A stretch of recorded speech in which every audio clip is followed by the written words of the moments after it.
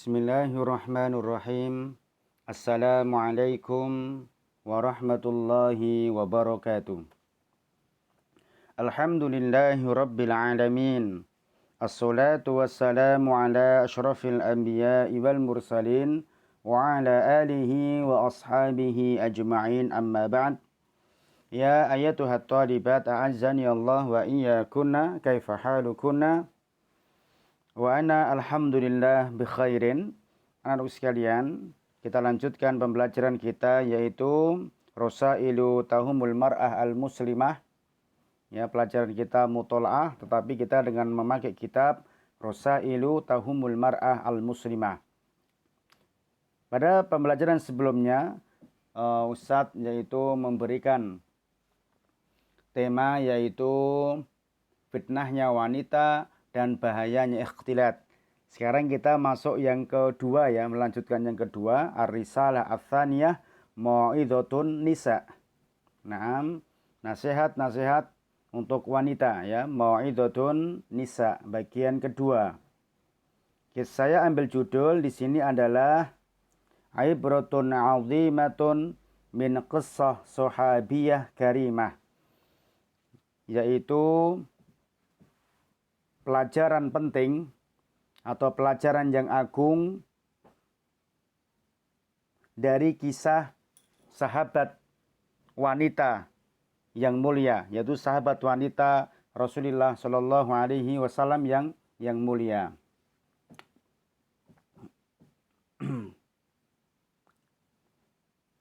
Mari kita mulai untuk membacanya. Hadhihi ibratun 'azimatun wa faidatun jalilatun thaminatun nafiduha min qissati sahabiyah fadilah. Ini adalah pelajaran yang agung, faidah yang besar dan berharga yang kita ambil dari kisah seorang sahabat wanita Nabi, ya, sahabat wanita Nabi radhiyallahu anha yang mulia. Wahia tahki khabara islamiha, dan dia menceritakan kabar tentang keislamannya. Wa naba'a dukhulaha fi hadad din, dan berita tentang masuknya dia di dalam agama Islam ini. Wa bidayatan hayatiha fil Islam, dan permulaan kehidupannya di dalam agama Islam. Tilkum hiya Qailah bintu Makhrumah At-Tamimiyah radhiyallahu anha. Namanya adalah Qailah. Kalau dalam bahasa Indonesia mungkin disebutnya yaitu Kaila, ya, Kaila. Tapi dalam bahasa Arabnya adalah Qailah. Qailah binti Makhrumah At-Tamimi radhiyallahu anha wa ardaha. Semoga Allah meridainya dan Allah meridai. Wa qissatuha tawilatun. Rawaha At-Tabarani bitamamiha fi kitabihi Al-Mu'jam Al-Kabir. Ceritanya sangat panjang sekali. Yang meriwayatkannya cerita tersebut adalah Tabarani bitamamiha, yaitu dengan sempurna di dalam kitabnya yang disebut dengan kitab Al-Mu'jam Al-Kabir, ya, Al-Mu'jam Al-Kabir. Di sini disebutkan dengan nomor, yaitu 20.525.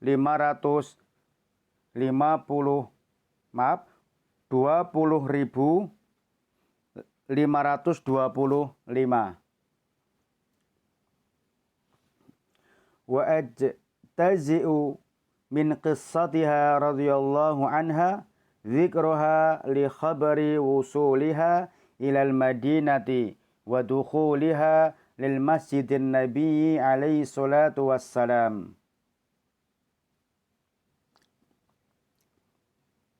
Dan saya memberanikan untuk menceritakan kisahnya radhiyallahu anha, karena kabar tentang datangnya Qailah ke kota Madinah dan memasuki Masjid Nabawi Muhammad sallallahu alaihi wasallam. Masjidnya yaitu Masjid Nabawi, masjidnya Nabi Muhammad sallallahu alaihi wasallam.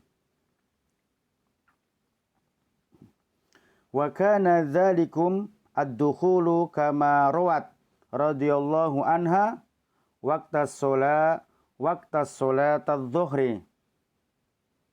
Maaf, waqtas salatil fajri. Wan Nabi alaihi salatu wassalam yusalli bil mu'minin. Kita terjemahkan dahulu. Waktu itu Qailah masuk ke dalam masjid Nabi pada waktu solat subuh, ya. Waktu solatil fajri, yaitu solat fajar.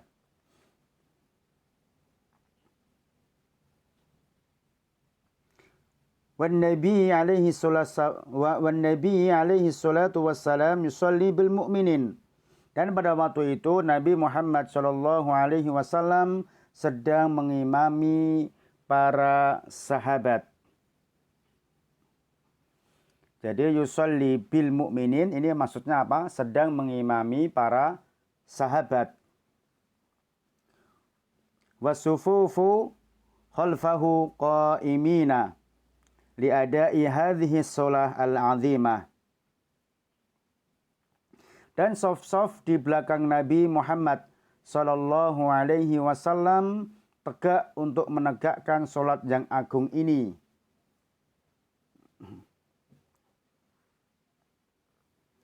Qalat, dia berkata, qadimna ala Rasulillahi sallallahu alaihi wasallam wa huwa yusalliya bin nasi salatal ghada. Qalat, di sini Qailah menceritakan atau berkata, qadimna ala Rasulillah, kami mendatangi Nabi Muhammad sallallahu alaihi wasallam dan waktu itu beliau sedang mengimami manusia untuk sholat subuh. Jadi al-ghuda di sini artinya sholat subuh. Dari kata yaitu semacam ghuda, ya kan? Taghaddi yaitu makan pagi. Di sini maksudnya adalah sholat subuh. Waqad uqimat hina syaqqal fajru wan nujumu syabikatun fis sama' war rijalu la takadu ta'aruf min zulmatil lail. Dan telah diikomatkan salat ketika fajar benar-benar telah menyingsing, ya, hina syaqqal fajr. Ya, kemudian wan nujumu syabikatun fis sama, dan bintang-bintang yaitu terpancar di langit-langit.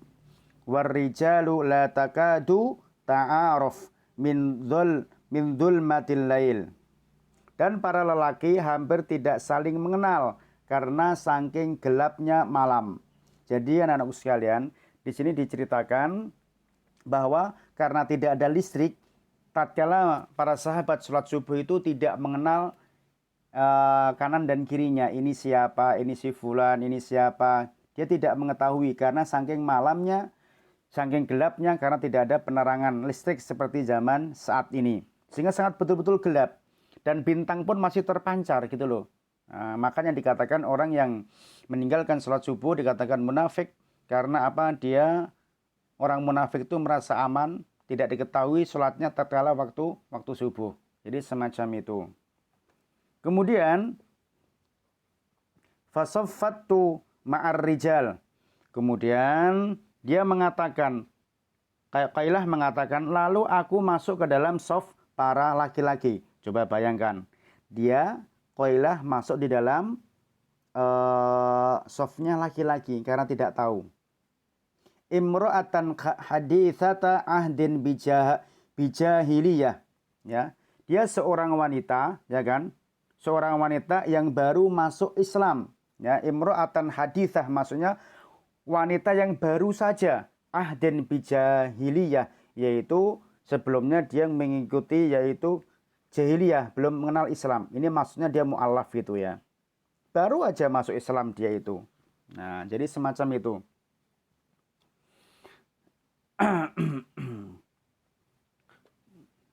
Kemudian perhatikan, walinata ammal imru'atan tasuf ila janabir rijali fi masjidin nabawi fi masjidin nabi alaihi salatu wassalam. Ya, Syekh Abdul Razak di sini mengatakan, coba perhatikan seorang perempuan masuk shaf di samping laki-laki di Masjid Nabawi, di masjidnya Nabi Muhammad Shallallahu Alaihi Wasallam, dan di waktu itu sholat subuh yang mana sangat gelap. Seorang wanita.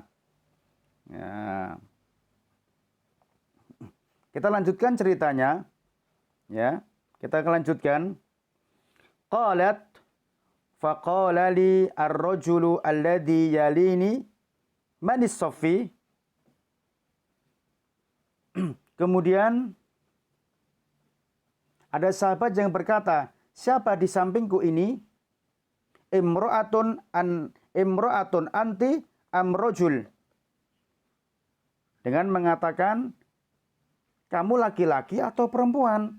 Nah, fakultu, kemudian Qailah menjawabnya adalah, la bal imra'atun. Bukan, aku bukan laki-laki, tapi aku adalah seorang wanita atau perempuan. Kemudian mengatakan si laki-laki tadi, innaki qad kitti taftini, ya. Innaki qad kitti taftini fasalli fin nisa. Sungguh engkau benar-benar hampir saja telah memberikan godaan kepadaku. Hendaknya engkau sholat bersama para perempuan. Wa idza safa minan nisa'i qad hadatha 'indal hujurati lam akun ra'aituhu hina dakhaltu fakuntu fihinna. Dia mengatakan, dan ternyata sofnya para perempuan itu ada di pintu-pintu kamar istri-istri Rasulullah Shallallahu Alaihi Wasallam. Aku tidak bisa melihatnya ketika aku masuk ke dalam masjid. Ya, aku tidak melihatnya. Bahwa Qailah tidak melihat bahwa sof-sofnya seorang wanita itu dekat pintu-pintu kamar Rasulullah. Baik. Kemudian selanjutnya, anak-anak sekalian, sebelum kami lanjutkan, ya di sini coba perhatiin, ternyata si Qailah ini salah masuk shaf dan dia itu tidak melihat tatkala memasuki masjid bahwa kamar-kamar atau shaf-shafnya seorang perempuan itu adalah pada kamar-kamar shafnya istri-istri Rasulullah. Jadi semacam itu. Ai annaha dhahabat wa sallat ma'an nisa. Artinya setelah itu Qailah pergi menuju shaf perempuan dan sholat bersama para perempuan. Dan di dalam kisah ini Qailah memberikan udzur, ya, wa ta'tadhiru li nafsiha fi dzalikal mauquf al-khati'i annaha kanat hadithatan ahdin bijahiliyah. Nah, di sini ya Qailah memberikan udzur kepada dirinya. Jadi memberitahukan, ya kan? Dia memberikan udzur terhadap dirinya atas kejadian tersebut, bahwasanya dirinya adalah orang yang baru masuk Islam. Dia baru masuk Islam gitu ya. Ya, ai annaha lam takun ala ma'rifatin bil Islam wa tafasilihi wa ahkamihi wa hidayatihi.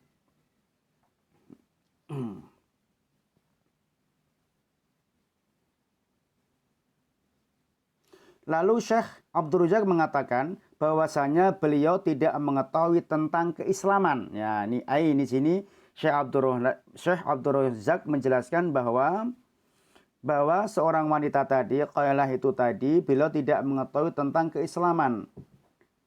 Baik dalam rinciannya, hukum-hukumnya, dan petunjuk-petunjuk Islam. Inilah cerita dari seorang Qailah binti Mahromah At-Tamimi. Ya. Ta'ammali, ini Syekh mengatakan, ta'ammali ayyatuhal ukhta al-muslimah. Wahai saudaraku muslimah, coba di sini kalian perhatikan, ya. Al-makanu masjidun nabi, bahwa tempatnya saat kejadian itu adalah apa? Pasti masjidnya Nabi alaihi salatu wassalam, ya. Pasti tempatnya. Zamanu, dan saat itu zamannya zaman Nabi juga alaihi salatu wassalam. Wal waktu wal hal, dan bahkan waktunya, keadaannya pun masih tetap di zaman Nabi. Halun fadilah, yaitu yang mana zaman yang sangat mulia. Ya, zaman yang sangat mulia. Waqad ada as-sholatil fajri, dan waktunya itu pun juga dalam keadaan apa? Waktu subuh, yang mana terlalu gelap, ya, apalagi tidak ada listrik. Wa ma'a hadza kullu, dan bersama ini semuanya,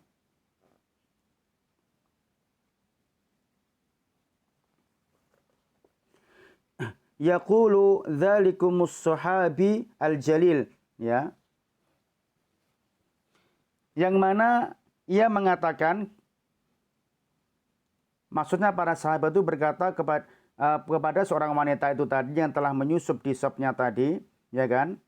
Innaki qad kitti taftini, sungguh kamu hampir saja memberikan godaan kepadaku. Masya Allah.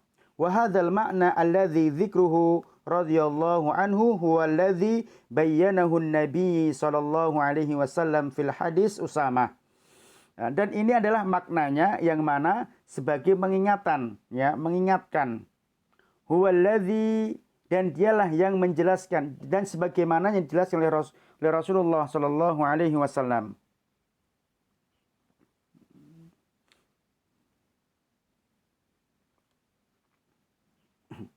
Yang mana hadisnya itu adalah ma taraktu ba'di fitnatan hiya adhar 'ala rijali minan nisa.